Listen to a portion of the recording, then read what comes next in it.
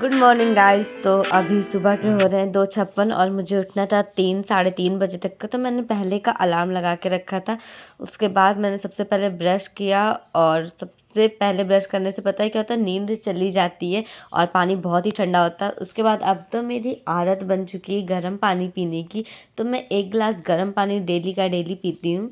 और फिर मैंने स्टार्ट किया अपनी स्टडी के लिए अपने कॉपी किताब को अरेंज करना, क्या क्या मुझे पढ़ना है। सो गाइस, सबसे पहले टू डू लिस्ट बना लेते हैं और डिसाइड कर लेती हूँ मैं आज सारे दिन में क्या पढ़ूंगी।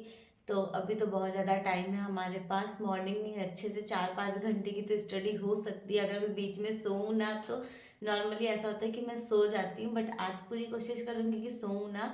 तो अभी पढ़ लेते हैं साइको। और साइको में मेरी सारी यूनिट कंप्लीट हो चुकी है। यूनिट 2 के कुछ पार्ट्स हैं जो मैंने नहीं पढ़ा है। आप लोग को बहुत कंफ्यूजन है कि यूनिट 2 में क्या क्या है। तो रॉबर्ट गैने, गगैने, GAGNE, कुछ भी कह सकते हो आप इनको, और पियाजे की थ्योरी, कोहलबर्ग की थ्योरी, तो इन सब की इंपॉर्टेंट थ्योरीज है जो हम लोग सीटेट में पढ़ चुके हैं। तो ये सारी थ्योरीज मुझे आती थी पहले से ही क्योंकि सीटेट में पढ़ा था मैंने। बट इतने दिन रखे रखे जंग लग गया होगा दिमाग में, तो मैंने बस वही उसमें से कुछ कुछ इंपॉर्टेंट पॉइंट्स नोट करे फिर से यूट्यूब से देख के। और यूट्यूब पे बहुत सारे टीचर आपको मिल जाएंगे इस टाइम पे, तो सही है, सभी के सभी फ्री में अच्छे से पढ़ा रहे हैं KVS के लिए। तो आप किसी के भी टीचर को फॉलो कर सकते हो। मैं कैसे फॉलो करती हूँ ये अगर आप जानना चाहते हो तो आप मुझसे बताइएगा। तो गाइज ये मैंने पूरा कर लिया। इसके बाद जो विधियां हैं जैसे प्रोजेक्ट विधि जो हम लोग पढ़ते हैं, परियोजना और सारी विधियां, आगमन निगमन, ये सारी विधियां किसने दी है और क्या क्या है इस विधि में, तो ये सारी चीज़ें भी इम्पॉर्टेंट थी। इसकी मैंने नोट्स बनाई है और अब मैं इसे रीड करूँगी। सिर्फ और सिर्फ अभी मुझे रिवीजन करना है क्योंकि अब मैंने कोशिश करा है कि मेरे पास बस 15-20 दिन का जो टाइम है मैं उसमें सिर्फ पढ़ूंगी, लिखूंगी, कुछ भी नहीं, ना ही कोई नोट्स बनाऊंगी। सो देखते हैं कैसे कितने मार्क्स आते हैं। आज मुझे ST भी देनी है, मैंने सोचा है। ST मैं बिल्कुल नहीं देती हूँ, बहुत लापरवाही करती हूँ। बट इस वजह से लापरवाही करती हूँ क्योंकि मैं सोचती हूँ सारा कोर्स कंप्लीट हो जाए फिर ST दूँ, और कोर्स कंप्लीट नहीं हुआ है मेरा भी सिलेबस, तो इस चक्कर में रह जाता है। तो खैर छोड़िए उसको, जितना सिलेबस कंप्लीट हो चुका है उतना हो चुका है।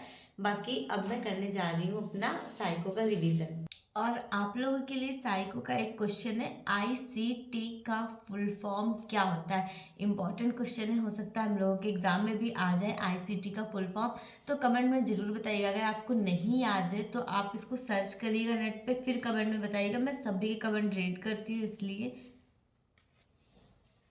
पेडागोजी का सिलेबस मेरा लगभग कंप्लीट हो चुका है और इसे कंप्लीट करने में जो मैक्सिमम दिन थे, आप कह सकते हो 12-13 दिन, मैंने बहुत अच्छे से पढ़ाई करी थी। ज़्यादा से ज़्यादा टाइम अपना पेडागोजी साइको को दिया था और बाकी सब्जेक्ट को थोड़ा सा स्टॉप करा था क्योंकि मुझे लग रहा था सबसे ज़्यादा सिलेबस इसका ही है, तो मैं कंप्लीट कर पाऊँगी या नहीं। हालांकि अभी 1-2 टॉपिक बचे हैं। अगर आप लोगों ने अब तक पेडागोजी का सिलेबस कंप्लीट नहीं किया है तो जो छोटे छोटे चैप्टर हैं यूनिट के, आप उसको सबसे पहले लिख लीजिए, नोट्स बना लीजिए और उसको पढ़ लीजिए। क्योंकि जो चैप्टर बड़े हैं या जो चैप्टर आपको लग रहे हैं कि ये तो बिल्कुल ही नहीं समझ में आ रहा है, उसको पढ़ने के लिए अभी टाइम नहीं है। तो जो आपको आता है उसको रिवाइज करिए और ज़्यादा से ज़्यादा मॉक टेस्ट दीजिए। और इसके अलावा आप लोग ना नए चैप्टर भी बनाना है तो यूट्यूब की वीडियो से देख सकते हैं। जो टॉपिक आप लोगों को यूट्यूब पे ना मिल रहे हो सर्च करने से, वो आप मेरे कमेंट बॉक्स में मैसेज कर सकते हो और मैं कोशिश करूँगी आपको जल्दी से जल्दी रिप्लाई कर सकूँ कि मैंने उस टॉपिक को कहाँ से कंप्लीट किया। पेडागोजी कंप्लीट करने के बाद मैंने चाय बनाई गर्मा गर्म। ठंड में कभी कभार मैं चाय पी लेती हूँ, मैं डेली चाय नहीं पीती हूँ। पहले तो बिल्कुल भी नहीं पीती थी, बट इस टाइम पे थोड़ी सी चाय ज़रूर पीती हूँ। मैं सोच रही हूँ कि इंग्लिश की वोकैब पढ़ लूँ और वोकैब वाली बुक मेरी मिल नहीं रही। मिल गई। एक्चुअली मॉर्निंग के टाइम में जो याद करूँगी मुझे थोड़ा बहुत याद रहेगा। एक चीज़ अच्छी ना कि निगेटिव मार्किंग नहीं है, तो पूरा तुक्का आराम से लगा के आना है और क्वेश्चन नहीं छोड़ना है। ये चीज़ थोड़ा सही है कि निगेटिव मार्किंग वाला काम नहीं है अभी। और सुपर एट में क्या पता निगेटिव मार्किंग भी कर दिया जाए भैया, कुछ नहीं कहा जा सकता। तो चलिए मैं आपको अपनी वोकैब्स की बुक दिखा देती हूँ। तो ये है मेरी बुक वोकैब्स की और बहुत ही अच्छे से देखिए, इसमें एक एक वर्ड का तोड़ तोड़ के, मतलब रूट वर्ड के अकॉर्डिंग पूरा एक्सप्लेन किया गया है। जैसे पेन का मतलब ऑल, तो ये सारी चीज़ें आपको उससे रिलेटेड दिखाई देंगी। फिर पैरा का मतलब जो होता है उस चीज़ से रिलेटेड यहाँ से सारे क्वेश्चन हो जाएंगे। तो सारी वोकैब्स तो मुझसे हो नहीं पाएगी इस बुक की, क्योंकि काफ़ी ज़्यादा वोकैब है और इतना टाइम भी नहीं है। एडम फ्रेजेस याद करना है अभी तो थोड़े बहुत जो मैंने याद करे थे बस उतना ही रिवाइज करके छोड़ दे रही हूँ, क्योंकि एक्स्ट्रा पढ़ूंगी तो सब भूल जाऊंगी। और इससे रिवाइज करने के बाद मैं इंग्लिश में पढ़ूंगी आज नरेशन और पैसेज। अनसीन पैसेज में पढ़ रही हूँ, केवल ऐसे एक बार ना देख लेते हैं कैसे करना है। आता तो है, अनसीन पैसेज मैं कर भी लेती हूँ, पर क्या होता है ना कि थोड़ा समझ जाएंगे। और इंग्लिश में रानी मैम से अब की बार फर्स्ट टाइम पे पढ़ा था। रानी मैम अनअकैडमी पे भी पढ़ाती हैं, तो उन्होंने बहुत अच्छे से इंग्लिश की एक एक चीज़ को एक्सप्लेन किया। वर्ब वगैरह मैंने उनसे ही पढ़ा था। आप लोग भी चाहो तो कम टाइम में उन्हें फॉलो कर सकते हो। और उनका सबसे अच्छी वीडियो लगी जो 60 ग्रामर रूल की। मैं हमेशा कहती हूँ पहली चीज़ आप लोग उसको देख लीजिए, मतलब थोड़ी लंबी है वीडियो तो टाइम लगेगा, बट आप लोग उसको एक बार अगर देख लोगे तो एक्स्ट्रा चीज़ें पढ़ने की भी नीड नहीं होंगी।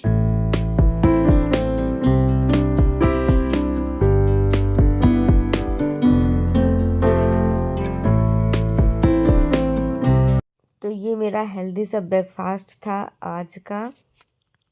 तो अब ये चले गए हैं ऑफिस, तो मैंने देखा आज थोड़ी थोड़ी धूप निकली हुई थी बाहर, तो मैं चली आई धूप में पढ़ने। और आज मैंने ईवीएस में पढ़ा था एनर्जी रिसोर्सेज, जिसमें था जीवाश्मिक ईंधन और पेट्रोलियम गैसेस, ये सारी चीज़ें। तो इन सब के नोट्स मैंने बनाई थी कल मेरी वीडियो नहीं आई थी, तो मैंने कल यही सब किया था ईवीएस के साथ। और उसके बाद आज मुझे सिर्फ पढ़ना था। तो आज का मेरा टॉपिक है हरित गृह प्रभाव, पवन ऊर्जा, वैश्विक तापन, जलवायु प्रदूषण। तो ये सारे छोटे छोटे पॉइंट्स थे जो दिए हुए हैं हम लोगों के सिलेबस में और कंप्लीट हो चुके हैं, बट रिवीजन करना था। और पिछली बार भी मैंने इसको पढ़ा था, तो प्रदूषण वगैरह तो इतना इम्पोर्टेंट नहीं लगा मुझे। बाकी सारी चीज़ें मुझे आती थी और कुछ चीज़ें तो ऐसी थी जो नहीं आती थी, तो उसको मैंने नोट्स बना लिया है और पढ़ा नहीं है अभी, उसको मैं कल पढ़ूंगी। आज मैं वही चीज़ें तैयार कर रही हूँ जो मैंने पहले लिख लिया था, बट कई दिनों से कॉपी नहीं खोली थी। आज मैंने सोच के रखा है कि सेट सॉल्व करना है, तो इसके लिए मैंने सोचा कि जो मेरी पुरानी चीज़ें हैं याद कर चुकी हूँ मैं, उन्हें फिर से पढ़ लूँ, क्योंकि क्या होता है कि भूल जाते हैं। तो मैंने सोचा आते हुए क्वेश्चन अगर मैं सेट सॉल्व करूँगी तो मेरे गलत हो जाएंगे, इसलिए मैंने पहले उसको रिवाइज किया और उसके बाद में सेट सॉल्व किया। और हाँ, आप लोगों का सिलेबस कहाँ तक कंप्लीट हुआ है कमेंट में ज़रूर बताइएगा। और ईवीएस की नोट्स बनाने के लिए मैंने एनसीईआरटी को बहुत ज़्यादा फॉलो किया है, जो मेरे पास पुरानी बुक थी और ज़्यादा बुक नहीं थी एनसीईआरटी की, तो इसके लिए मैंने ऑनलाइन पढ़ाई की है। आप लोग भी पीडीएफ से पढ़ सकते हो, एनसीईआरटी की बहुत सारी बुक मिल जाएगी। ज़्यादा टाइम भी नहीं ना अब हम लोगों के पास, बाकी ऐप भी डाउनलोड कर सकते हैं। मैंने मेरी पिछली वीडियो में बताई है कि ऐप कैसे आप लोग डाउनलोड करेंगे, और फ्री में एनसीईआरटी की सारी बुक्स आपको वहाँ मिल जाएगी। तो अब ख़रीदने की भी कोई ज़रूरत नहीं, क्योंकि हमारे पास इतना ज़्यादा टाइम तो है नहीं कि एनसीईआरटी की बुक खरीदे और फिर पढ़े। आज मैंने 2 नए पॉइंट पढ़ा था, सर्दियों की नींद को क्या कहते हैं और गर्मियों की नींद को। तो सर्दियों की नींद को कहते हैं हाइबरनेशन और गर्मियों की नींद को कहते हैं एस्टिवेशन। तो ये मुझे पता नहीं था पहले से, नया पॉइंट था जो कि एनसीईआरटी की बुक में ही मिला है। और ज़रूरी नहीं कि एनसीईआरटी का हमें कुछ भी नहीं आता है, क्योंकि कुछ क्वेश्चन बहुत ज़्यादा इजी हैं एनसीईआरटी के। पर हाँ, एक एक दो दो पॉइंट ऐसे हैं जिन पे ध्यान देने वाला है और हो सकता है उससे क्वेश्चन बन जाए। तो ये सारी चीज़ें मैंने देखी बुक में और पढ़ाई भी करी एनसीईआरटी की। तो चलिए अब मैं ईवीएस को पढ़ के हटाती हूँ।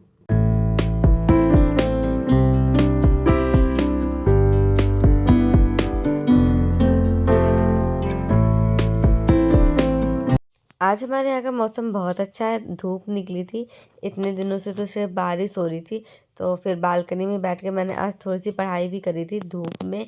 बहुत अच्छा लगता है धूप में बैठना ठंड के टाइम पे। तो ठंड में बालों में डैंड्रफ हो जाते हैं, तो उसके लिए आप लोग एक सिंपल उपाय कर सकते हो, बालों में नींबू का रस लगाइए और उससे बाल आपके सही हो जाएंगे। डैंड्रफ की वजह से बाल बहुत ज़्यादा टूटते भी हैं ठंड में, इस टाइम मेरे भी बाल बहुत ज़्यादा टूट रहे हैं। सो गाइस, अब मैं जा रही हूँ सेट सॉल्व करने और 2 घंटे में इसे सॉल्व करके देखती हूँ कितने क्वेश्चन लगते हैं।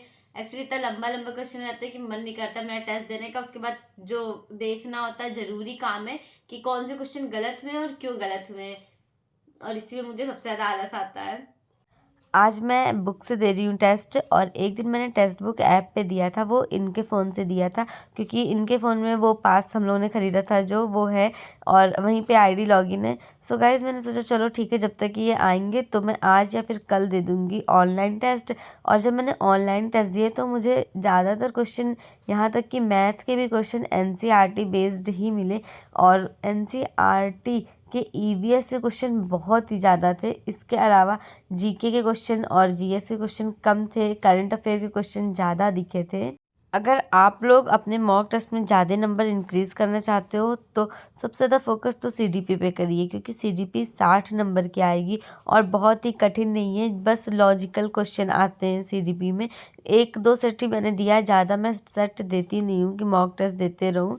बाकी मेरे नंबर कोई 140 प्लस ऐसे करके नहीं आ रहे हैं। आप लोग मुझसे पूछते हैं कि मेरे मॉक टेस्ट में कितने नंबर आ रहे हैं, तो मैं क्या ही बताऊँ आप लोगों को। ये सोचती हूँ कि जब अच्छे नंबर आए तो बताए भी, वरना आप लोग को लगेगा कि नहीं इतना पढ़ती और मॉक टेस्ट में अच्छे नंबर नहीं आ रहे। तो 140 प्लस तो मेरे नंबर आते ही नहीं है बिल्कुल भी, और मुझे बहुत दुख होता है इस चीज़ का। बस ऐसे लग रहा है कि समय निकला जा रहा है हाथ से, और क्या करूँ मैं, मतलब नंबर नहीं बढ़ते तो बेकार वाली फीलिंग आती है। आप लोग समझ सकते हो। मैं सोचती हूँ मेहनत तो मैं कर रही हूँ, ऐसा नहीं कि मैं सारा दिन पढ़ती हूँ, और सारा दिन मैं पढ़ भी नहीं सकती, थोड़ा थोड़ा ब्रेक लेके पढ़ती हूँ, बट जितना मुझसे हो सकता है मैं उतना पढ़ रही हूँ। उसके बाद जब बात आती है नंबरों की, तो नंबर जब 140 प्लस नहीं लगते तो लगता है कैसे सिलेक्शन होगा, क्या होगा। इसलिए मैं आप लोगों को अपने मार्क्स भी नहीं बताती हूँ कि आप लोगों को भी यही लगेगा कि नहीं लो। तो खैर छोड़िए, अभी मैं टेस्ट दे लेती हूँ। आपसे मिलती हूँ अब कल। मेरी वीडियो आएगी मॉर्निंग में 9 बजे से 10 बजे तक के बीच में। मैंने बीच में सोचा था कि वीडियो ना बनाओ, बट आप लोग के बहुत सारे कमेंट आते हैं कि दी ठीक है कोई बात नहीं, आप वीडियो बनाया करिए। तो मैंने कहा चलो ठीक है, अब मेरी वीडियो तो आप लोगों को डेली आएगी जब तक एग्ज़ाम नहीं हो जाता है। Bye guys.